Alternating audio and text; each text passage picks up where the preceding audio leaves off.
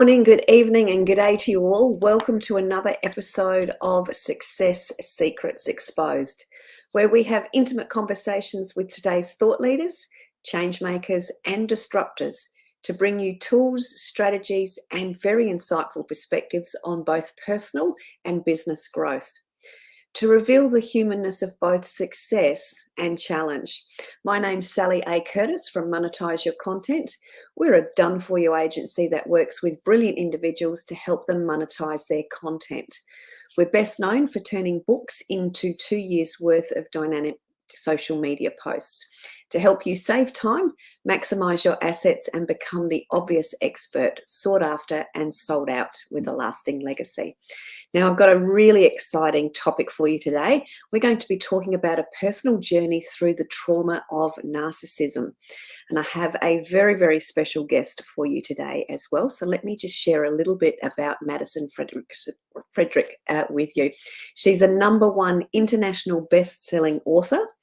Best-selling author also in 4 countries and in 57 categories. She's a speaker, a certified master coach, a spiritual counselor, and an EFT practitioner.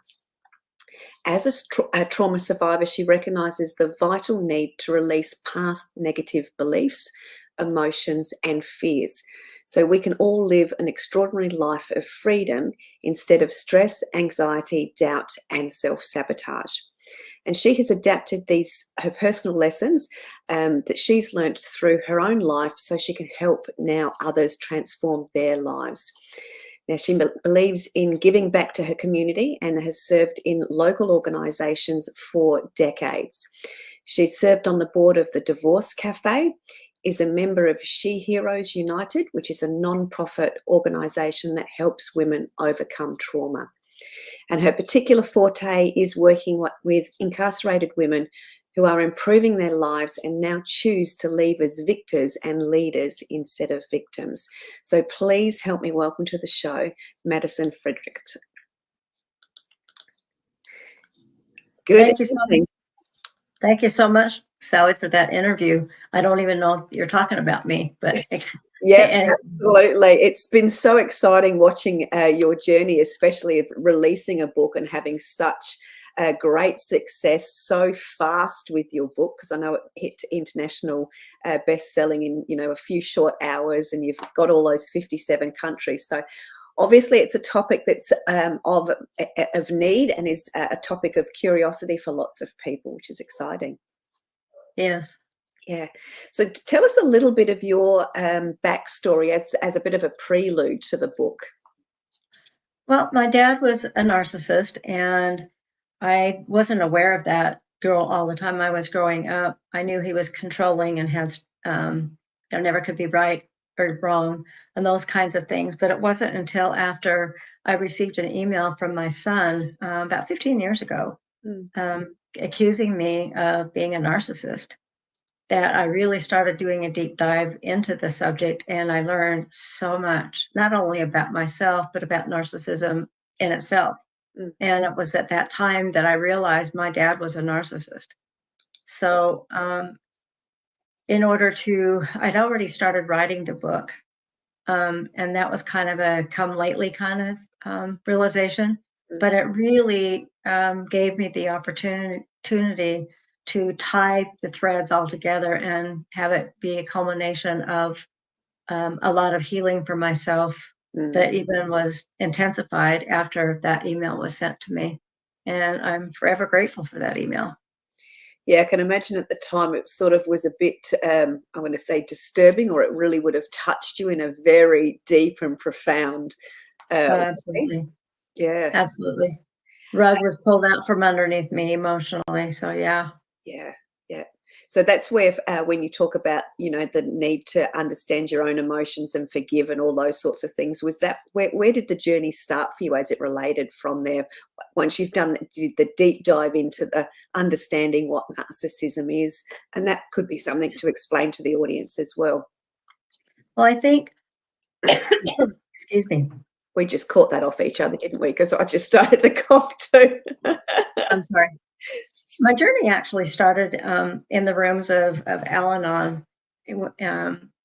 30 5 years ago or so is when I really started learning that I needed to take a look at me, and I started learning about some of my behaviors that I incorporated with my when raising my children.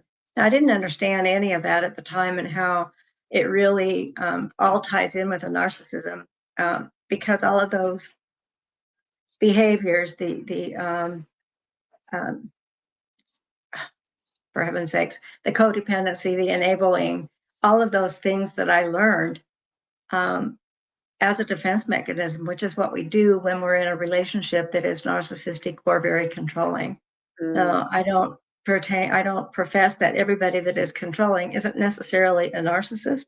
mm, Um, I think I believe that we all have a little bit of narcissistic tendencies to begin with, mm, but that doesn't mean that we're a narcissist. mm, And so, to answer your question, the book was written, and I didn't write the book starting with chapter 1, do 2, 3, 4, 5. It was not in chronological logical order at all when mm. I wrote the book. As the same as my healing journey didn't come in chronological order either. That would be And so, fun. yeah, yeah. So I really liken my healing through my writing journey Mm, and my healing through my life really are perpendicular to each other. mm, And one really dovetails real nicely into the other. There's no separation today, now, with what I've learned after writing the book. mm, mm. So it's a process, just like anytime you do work on yourself, you're thinking, oh, I've worked on this issue of abandonment, and then all of a sudden it pops up over here, Yeah. and you get to look at it again. And it also sometimes brings awareness to other areas that you think that you've worked on, Mm, because healing has to come in a layers. yeah. You don't get better overnight, because you're running and you're growing, and I really that's what keeps my boat floating, is continually learning and discovering new things about myself and discovering ways that I can help other people. Yeah, I think you've touched on that. That's the element where for those that are doing a lot of growth, or those that are on their discovery journey of growth, you go, "Woohoo! I've worked on that. That's done." And then it just goes, "Yeah, we're back again." It's like, not this lesson again. But that is the journey, and I think for me, learning to have the fun with that and go, "Okay, okay, I haven't quite learnt that bit yet." It is in itself, part of the journey is understanding that whatever we're dealing with, or unpacking, or discovering, or coming to terms with, or whatnot, is always continually bubbling up, effervescing, if you will, in different ways and at different stages and at different times. Sometimes the time that it suits us and it fits in with our schedule, and other times it's just there and it's like, I'm not ready for this yet. I don't need this right now. But that is very much a personal development journey and part of Yeah. growth. Well, I think healing is kind of like how when you have a baby, they smile, and then they do these other things. They learn to roll over, they learn to sit up, then they learn to crawl, and so on. And that's the same way. It's layered learning. They're not Mm, capable of standing up right out of the womb, mm, and that's the same with our healing. You mm, know, we right, man. you have to heal from the inside out. And sometimes the only thing you can do is look at the top layer first, Yeah, and then just, discover what's underneath it further. yeah. As Shrek would say, peel back those onion layers. Yeah, I Yeah. always remembered that, which was Yeah. great. And I think that's part of is actually part of the initial learning for those that are want to do stuff fast and get stuff over and done with and keep moving through life, being a control freak like I am. You want to you just go, woohoo, let's just get that all unwrapped. But that's that's not really healing. It's got to be done, as you said, in those layers. You can't rush it. Yeah. You've just got to have a sense of humor with it, and just work with the flow. So when you're working with people, and I know you work with lots of different people, and you've got lots of modalities in your toolbox, obviously significant ones from your own experience. What are some of the common, I suppose, traps for beginners, if we'll call it that way, when they're starting their journey? So that if they're like me and they're starting their journey and they're trying to rush through things to get to the end, what are some of the other common things that that you could highlight that would help minimize those tripping up moments as it relates to this healing journey? Well, one of the things that I like to tell people, years ago when I was in a workshop, a live workshop that John Bradshaw did, and he's fame of the family carousel and the inner child work. And one of the things that he said, now he was a recovering alcoholic, so he was very familiar with the 12 steps, obviously, and all, and how that all unfolds. Mm, And one of the things that he said was that you can always tell when somebody's new on their journey because you can go into their library and you see all of these self-help books, none of which have been read. And mhm. I think Yes. and I think that's what happens to us.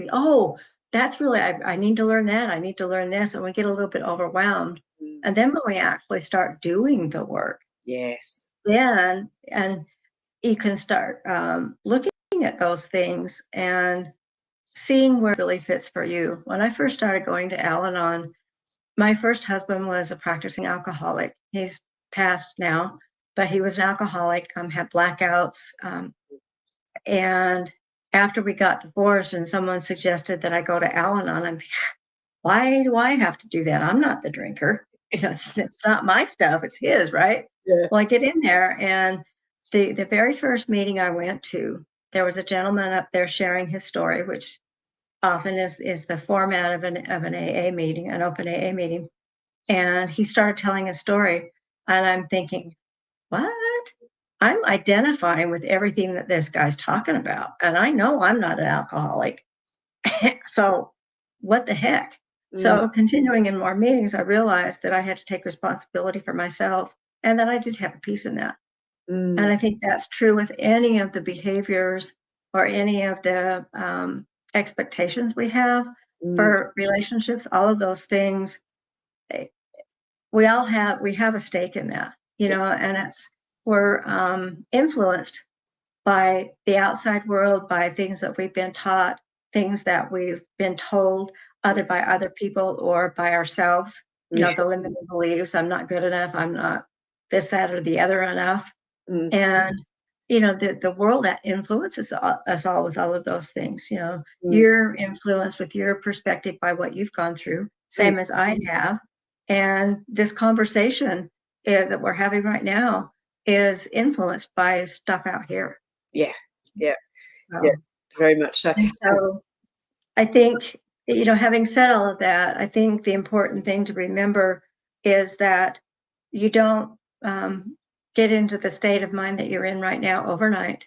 No. And it's important to try and back the bus up a little bit and be patient with yourself and, take it one piece at a time. Yeah. And I know that's really difficult for a lot of people, moi included. Yeah. But, that's probably the best tool that I learned was to cut myself some slack. Mm, mm. I think that was one of the words in my notes that I'm just looking at here, is yes, it is the biggest group of words in my whole notes, which was be kind to yourself. Yeah. And I know when you're, you're on this journey and you get excited about the transformations that you're doing, and you're moving through, we start to be kinder to other people and having a fresher perspective and a broader perspective. But Yeah. in my own experience, as I was doing that, I found I was narrowing my the gentleness and the perspective as it related to me, because I became a little bit more brutal on myself. So that was why, obviously, as you said, relating to what I've had all of these experiences, which is why in my notes, that's the biggest word, because that was a thing that I didn't do for myself, that I really had to learn. And I think there is those common trip ups where we get excited about forgiving and growing and helping other people, but we project it outwardly.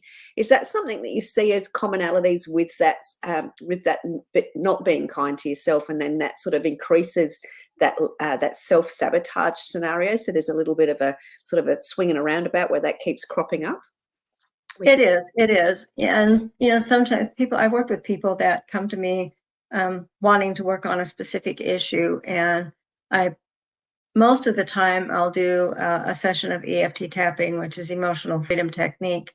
Mm. And we do, the way I do things is I do kind of like a little interview, if you will, and to see where they're at, and what I listen to the words very carefully of what they're saying, because there's a lot that there isn't being said. Yes. And 9 times out of 10, when we finish the whole session, they'll look at me and almost dumbfounded at times, and they'll say, "I had no idea I was even going to tell you that," Yeah. because it was at the root of what was that they really needed to work on. Mm. And I think as we discover things about ourselves, we can identify the root things a little easier each time we work on something, even if it's a different area. Yeah. You may be working on abandonment issues, and then something comes up and you realize, oh, gee, I really should have said this differently or handled that behavior differently. Mm. And it had nothing to do with abandonment. Mm. So, everything's all connected. Yes. Yeah. And that level of self-awareness of when you start to learn to catch yourself doing some of the other types of habits, and you're moving things forward, you sort of have that. There is that dance and things through there that I'm going to say I needed to learn to enjoy.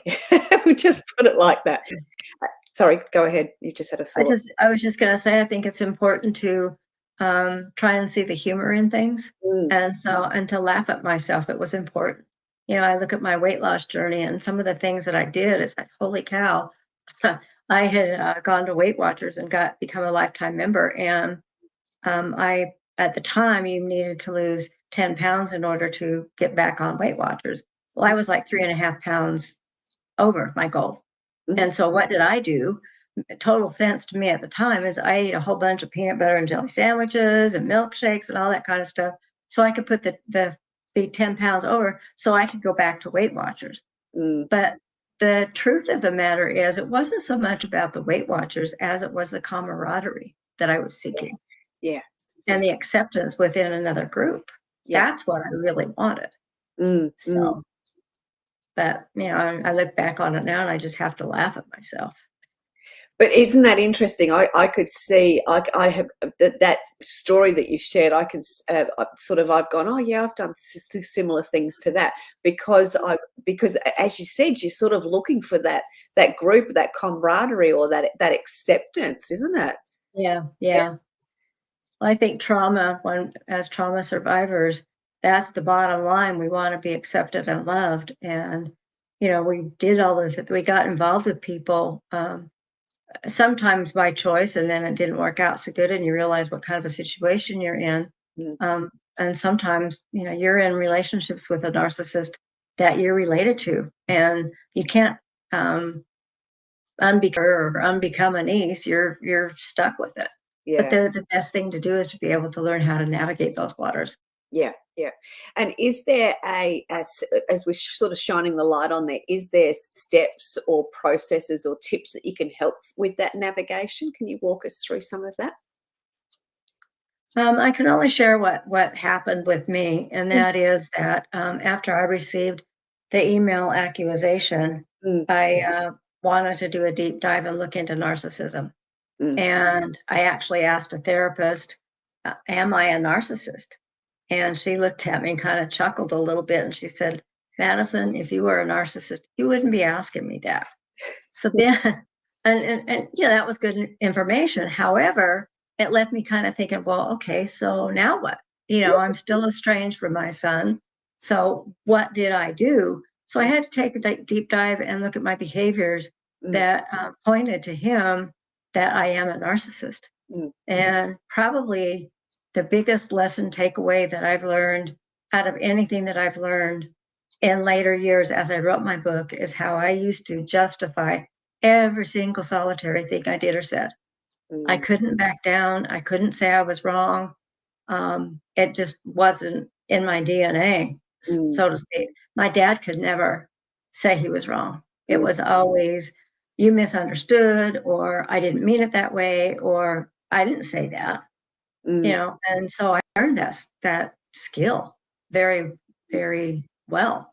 mm, And so I think for people that are starting to look at their journey, whatever the issue might be, because not everybody that has been abandoned has had a narcissist in their life. Not everybody that's had sexual abuse has been estranged. I mean, there are all kinds of different things, mm, and they interconnect somewhat because, like we said earlier, it's all about us wanting to feel connection and mm, camaraderie with people.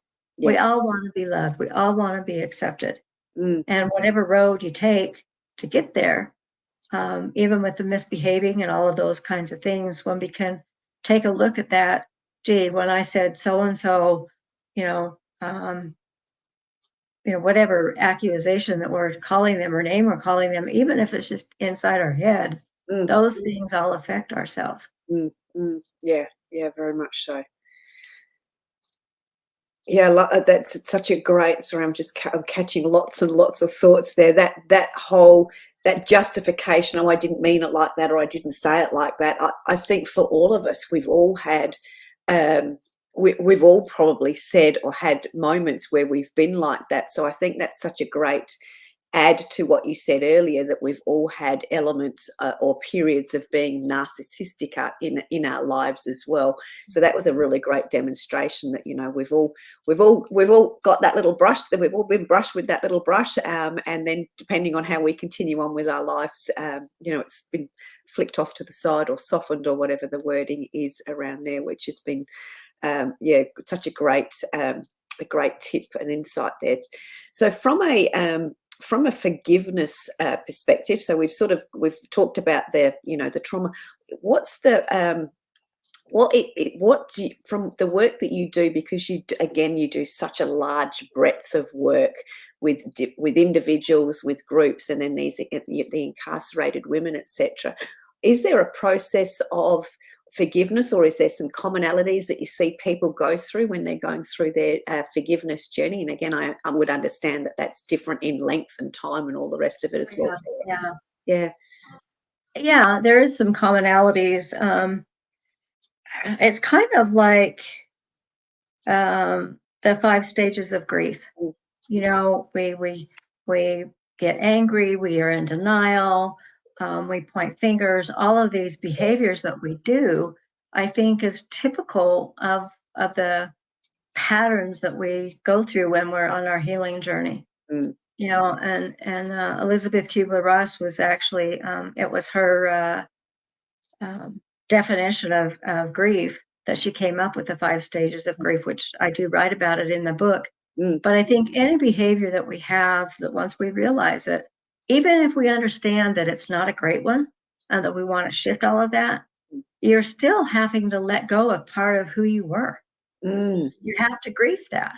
mm, And it's easy for me to say now, but it wasn't so easy going through it. yeah. It's like you mentioned that we kind of had all of this dusting of narcissism a little bit. Well, I kind of like to look at it now that it's kind of like pixie dust. Yes. That Yes. it kind of can twinkle, and gee, I wasn't aware of that. And so how can I take the pixie dust, and spread it across to people that I work with, Mm, to give themselves a break and not discount and say, well, the pain that you went through isn't valid, because it certainly is. mm, You go through crap, and you're valid to feel the way you are. It's valid to feel angry and all of those kinds of things. Mm, But if we can look at it or try and look at it when we're going through the process as we go through those layers mm, and see if there's anything that you can laugh at yourself about, mm. you know, it helps lighten the load, I think. Yes. Yeah. And that I've really resonated with that word validation, and not the external validation, but the internal validation, and being okay with whatever's bubbling up, and again being kind to yourself in that process, and treating it Right. as that pixie dust, that validation. I'm going to another. Would you say validation and acceptance are similar words? What's your thoughts on that?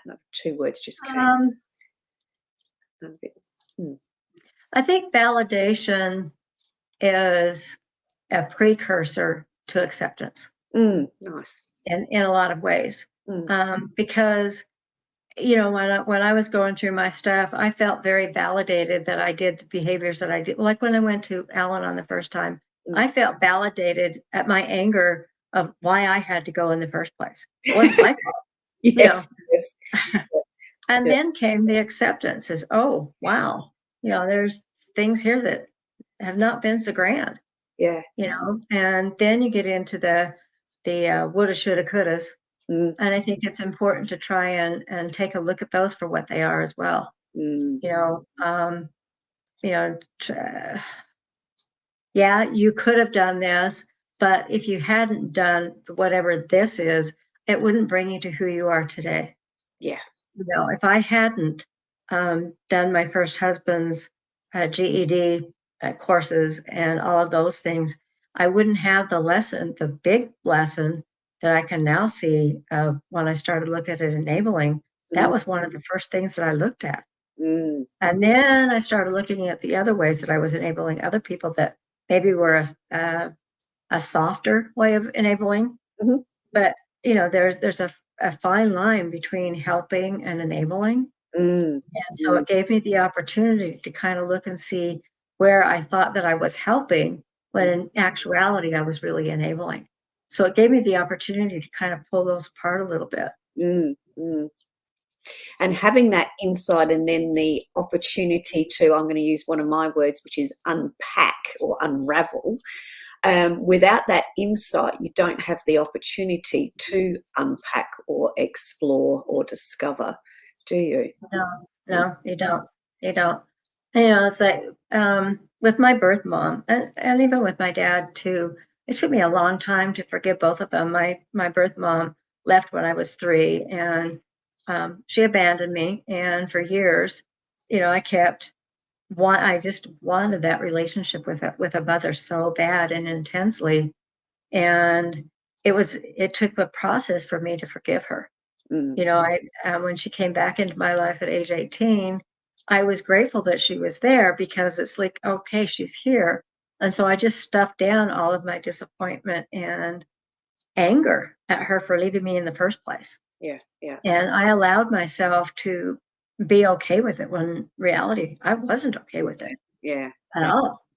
And when I finally unpacked that, your words, I realized that I needed to fess up to and be authentic to myself and her, Mm, and say, this is how I'm really feeling.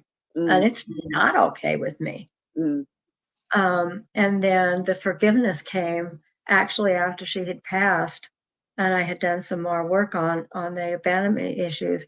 I found out where she was buried. She's been gone about 20 years or something now. I don't know. Anyway, I found out where she had been buried, and went up to the cemetery, and I did a little ceremony there mm, and buried something that we both really liked, a gift that she had given me, actually. mm, I buried it there by her tombstone. mm. And it was at that very instant I was able to let go and completely forgive her. Yeah, yeah. And that process, which is very deep and very personal, do you find that people start that process, and they start that unpacking, or discovery, and then I'm going to call it a fear. There's a fear that sets in that sort of stops them or pauses them. Oh, absolutely. Yeah. Absolutely.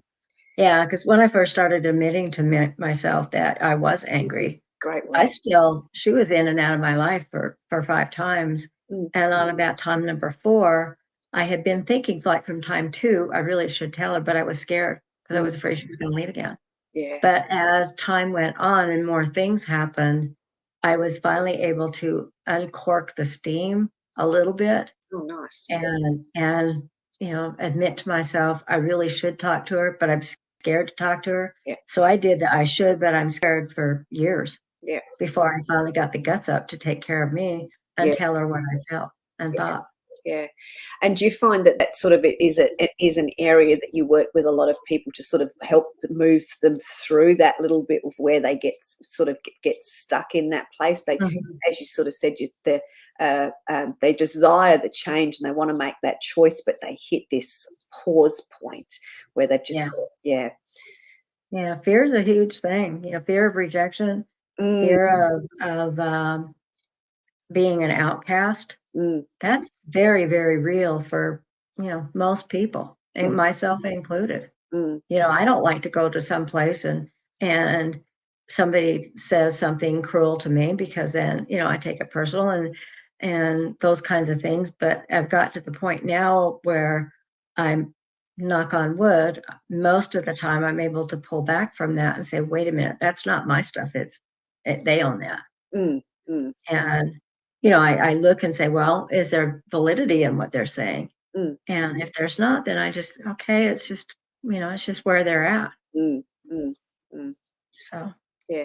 So can I ask, I'm just want to dig into that, the fear thing as well, because I think that this journey, and there's so many people having the enlightenment, or they're starting their journey of wanting to have that self-discovery, and we all get stuck in those pause points.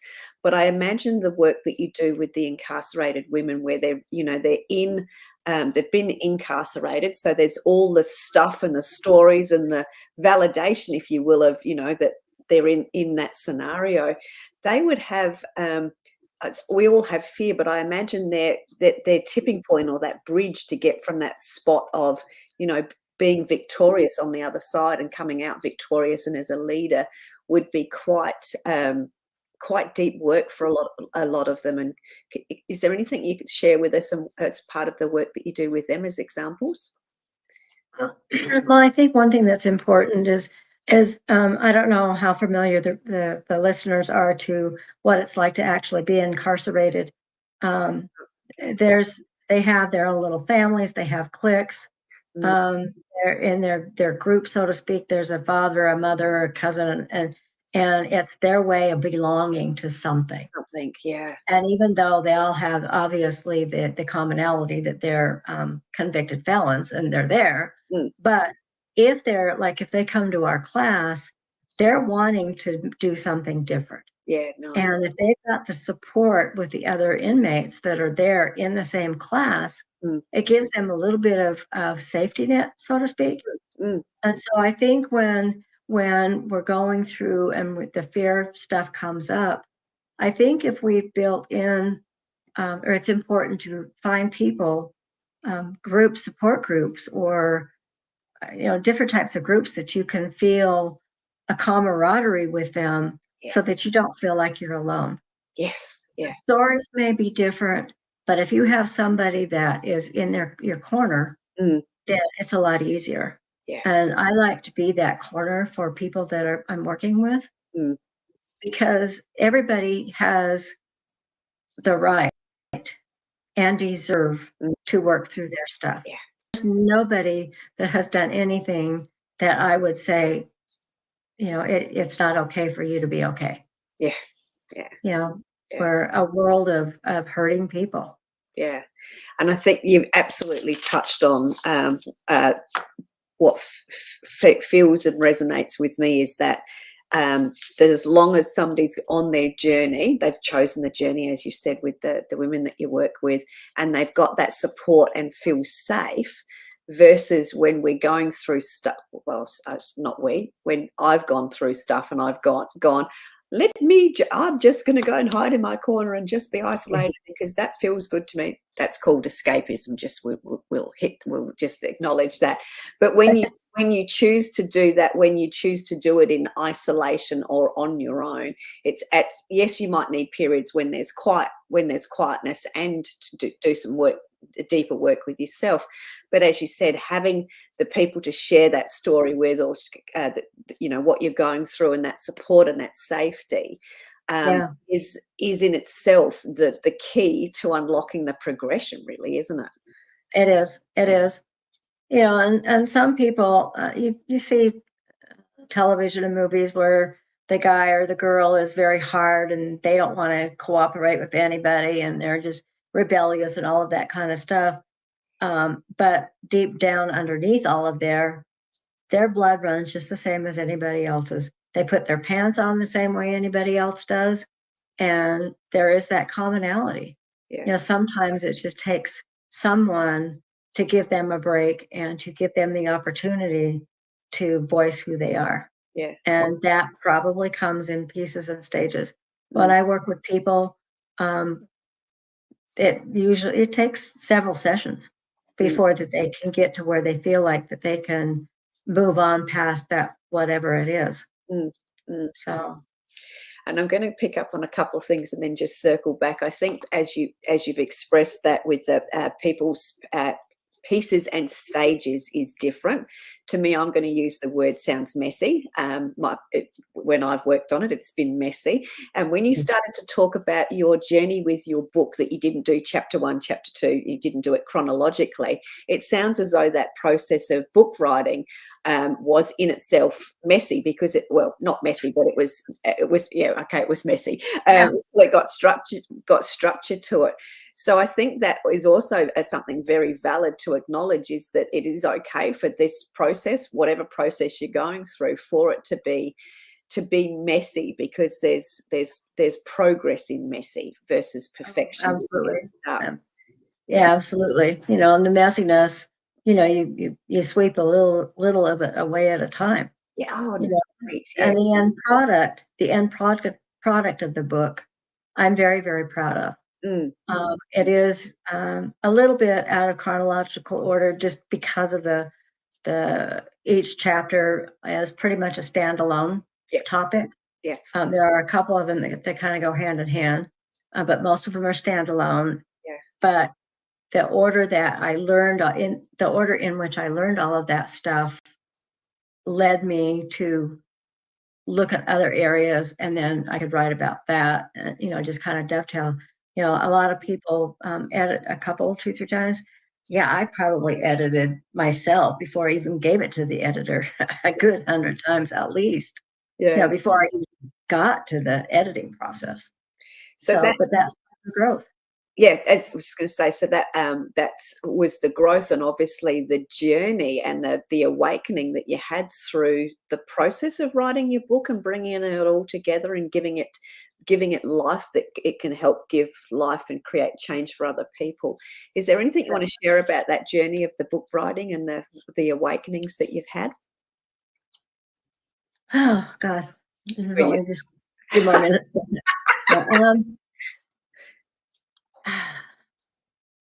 Yeah, I think because each chapter is its own topic, Mm, I can approach each one of those topics a little bit differently, mm. because I learned different things, different way to approach each topic. So Yes. and that kind of sounds like I'm talking in circles. No, So no. in the chapter about my sexual abuse, it the chapter itself talks about a section of my life from the age of 10 to 50. Mm, Now, obviously, came in there on the way, mm, but it really anchored me tight to my own misery for over 50 years. mm, mm, And when I was writing about the abandonment, mm, that always I don't know if people understand what fascia is. Fascia is it's actually an organ they're discovering now, but it's something that all of our organs and bones and muscles are all attached to. And as we go through life, quite often the fascia kind of layers on top of each other, mhm. and so and it can actually restrict the movement of bones. So when the fascia is released, Mm. the bones can move a little bit more. And so my fascia was precipitated by my sexual abuse, probably was the first thing that happened. Mm. Because it was after that. I mean, the abandonment happened, my first abandonment happened when I was 3. Mm. But the major biggie thing happened when I was 10. Mm. And that set the whole stage for the rest of my life. Mm. Mm. And so as I've written the book, one layer of fascia at a time, and rearranging it to now where my bones can move and work properly, Mm. Mm. that's kind of how the book was written. Yeah, yeah. If that makes any sense. Yeah, that does. And with that, with those changes and those growths, and I know you've when we spoke earlier on, you talked about a lot of the really great feedback for the book. So obviously, the book, the way it's been written, the stories, your journey, as well as your tools and tips that you've had within the book, are providing that legacy, that information, and helping people work through that. What are some of your favourite, I suppose, comments or feedback that you've had to date from the book being released? A couple of them come to mind. One of them is a friend of mine. I asked if she would read the book, and not as a reviewer, but I just said, will you read it and let me know what you think? Mm. And there was still some editing and stuff that needed to be done, but not a lot at that point. But she took the book and she contacted me and she read 3 chapters, and she said, Madison, I can't read this book. It just triggered me so much. I'm sorry, I can't read it. Mm. Well, unbeknownst to me, the things that she was triggered by, she took those events that were her triggers and did some more work on them. And she did a process that she and I both know how to do. Mm. And then she circled back with me and said she was grateful for the book, because if she hadn't been triggered, she wouldn't have done the work, Mm. and she wouldn't have been able to go back through and finish the book and Mm. have the results that she has today. Yeah. Yeah. So I didn't know she was rereading it or had done any of that until it was all said and done. Yeah. How beautiful. So, another one is a person said she doesn't have any of the events that I write about in my book. She doesn't have any of that stuff as far as, traumas. But she said that after she read the chapter about my son and the estrangement, she realized, and when I said that I had justified everything, she realized that she had been trying to control a particular situation and event with her son. Mm. And they were going to a big family function, and she doesn't get to see him all that often. They live many miles apart. So she gets to this function and she pulled her son aside and said, I'd like to talk to you for a minute, and I need to give you an apology, Mm. because I've been trying to control this situation and this event, and it's not mine to control. Mm. So I'm sorry. So, I have a lot of stories like that. And my hope is that the book will have a ripple effect. Mm. And, people, when they read the book, they'll be so moved by it that they'll want to share it with other people. One woman told me that she was buying 5 copies for her friends and giving them to her, those kinds of things. And I know for a fact that there's several people that have told me that they're going to be purchasing the book for Christmas presents. Yeah, lovely. That's awesome. So, sorry, I'll let you finish. No, that's all I was going to say. Yeah, beautiful. So what I'm hearing from there, having worked with the book, it's a book, yes, it's your story. Yes, it's your personal journey, but there's lots of tools, there's lots of insights in there, and it really is an opportunity for people to have a read, explore possible transformations, explore the things that they're not seeing or hearing of themselves and of others, and being able to sort of work through whatever's needing to work they're wanting and choosing to work through. So it really has become, as you said, that gift to people, that people are seeing and feeling the gift within that book, to the point that they're now wanting to gift it forward. So I think that's beautiful. Yeah, beautiful. Yeah. I feel so honored because I don't believe that I went through all of those things, and all of the things that I write about, I went through every single solitary one of them. Mm, And like you said, it's my experiences, strength and hope.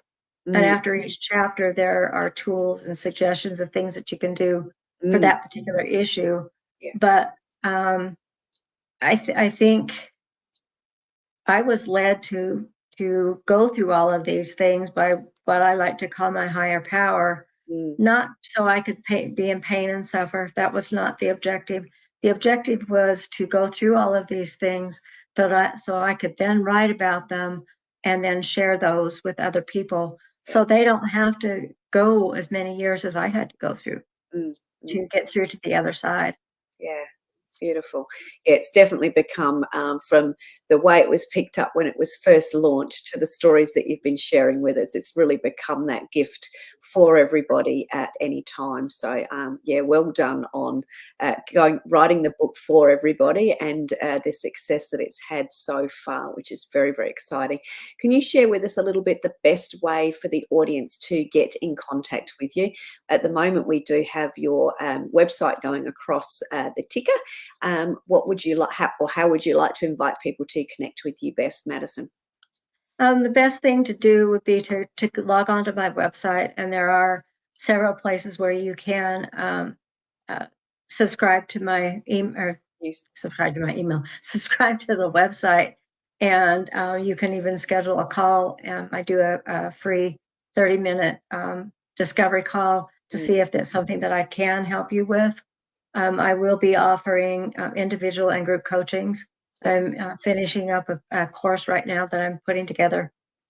So really the best way is through my website. yeah, And fantastic. there is a phone number there. You can leave me a voicemail, um, and we'll get back to you. Yeah, beautiful. And can I ask you, as we sort of close out, because we got to the end of the show very quickly, which I knew we would do, what's your favorite quote that you would like to share with the audience?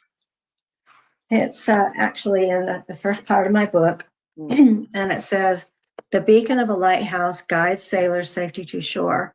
My hope is that this book can serve as your guiding light, helping you find your way home to your true self." mm, And I think, well, that pretty much says my hope.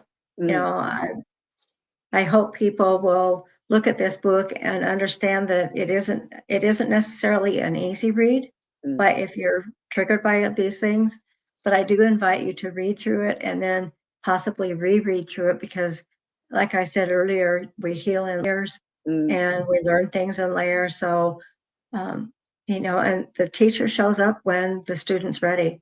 yeah. And I think the book can be structured in your life such similar to that, in that you learn one thing, you go back and you see something that you didn't see the first time through. Yeah. Yeah, and I think that's such the great opportunity of why it's become such a gift for the world, so to speak, is that you read it and then you learn something, and then you come back and you sort of read exactly the same page again, and you saw, I don't remember that being there before. And that's because we've had that growth, and that to me is why Yeah, it's such a great gift. Yeah, yeah, exactly. yeah. Exactly. Well, Madison, it's been an absolute pleasure having you on board today and sharing your wisdom with us. Thank you so very, very much.